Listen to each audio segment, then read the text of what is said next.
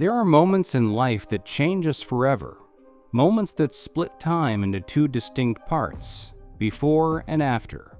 And for me, Julian Peters, that moment came when I lost the man who was not just my husband, but my everything, Mike Peters. As I try to speak now, to give voice to the depth of this love and the pain of this loss, I find myself swimming through memories, through the echoes of laughter and love, through all the years we were blessed to share. It's impossible to describe Mike in just words. He was too big for that, too layered, too profound. He wasn't a man who sought attention or applause. He didn't need the spotlight to shine. He simply was light.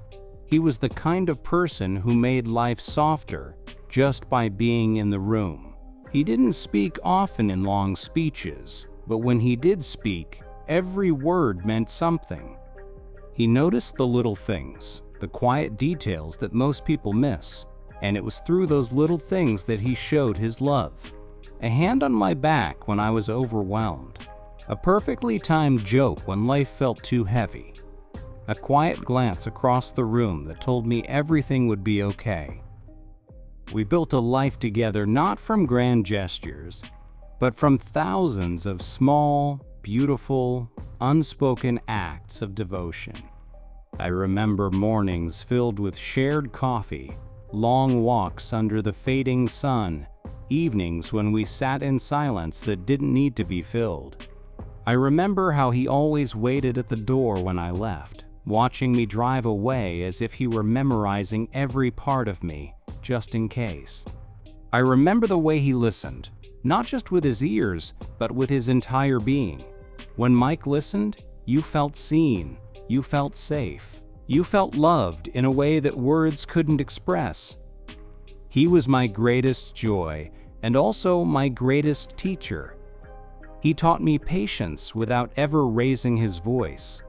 He showed me strength not through power, but through consistency. He reminded me every day that love isn't always loud. It's often quiet and steady and constant. With him, I learned what it meant to be held, to be chosen every single day.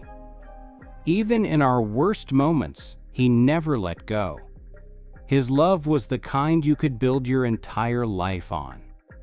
His passing has left a silence that I don't yet know how to live with.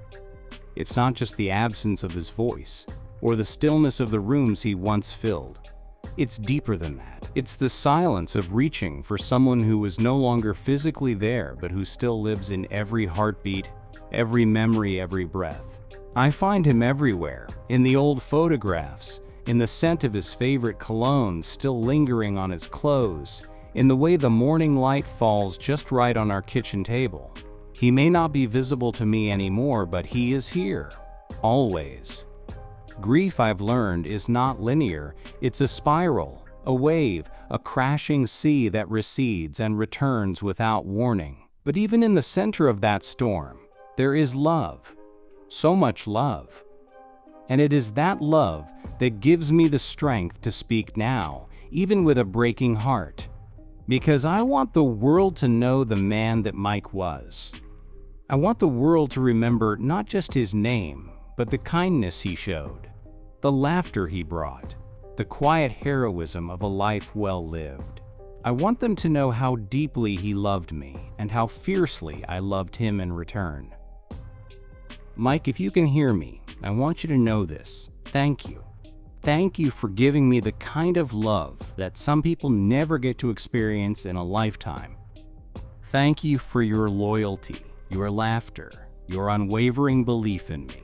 Thank you for holding my hand through every season, for being my calm in the chaos, for never letting me forget that I was loved, completely, endlessly, just as I was. You were my home. You were the song in my heart and the peace in my soul. I will carry you with me, my love.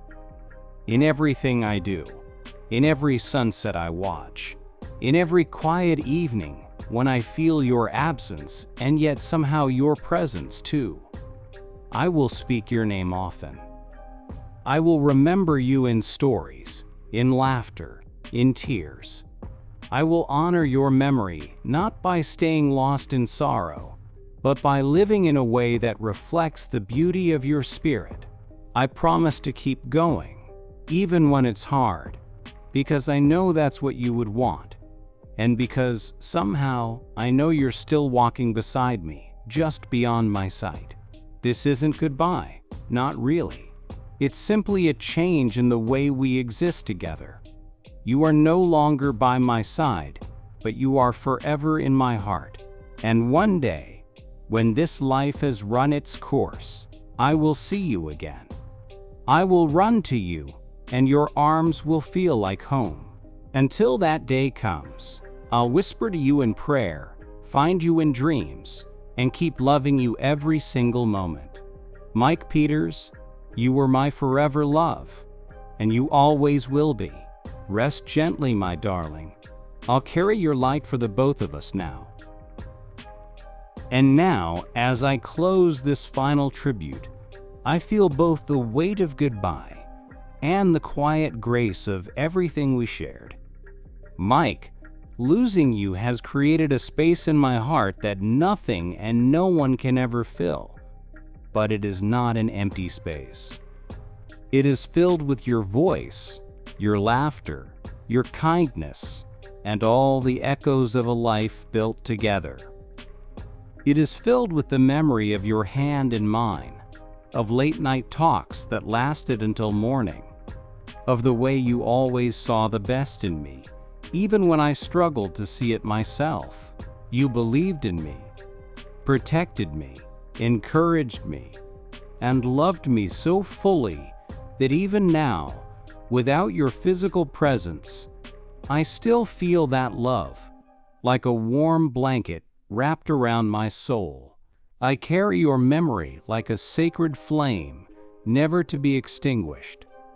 It lives in every decision I make, every act of kindness I offer, every step I take forward, even through the sorrow. I will not let your story fade into the quiet corners of the past. I will speak your name with pride. I will tell the world about the man you were.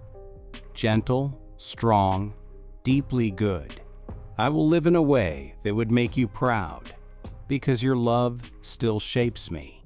Your life still inspires me.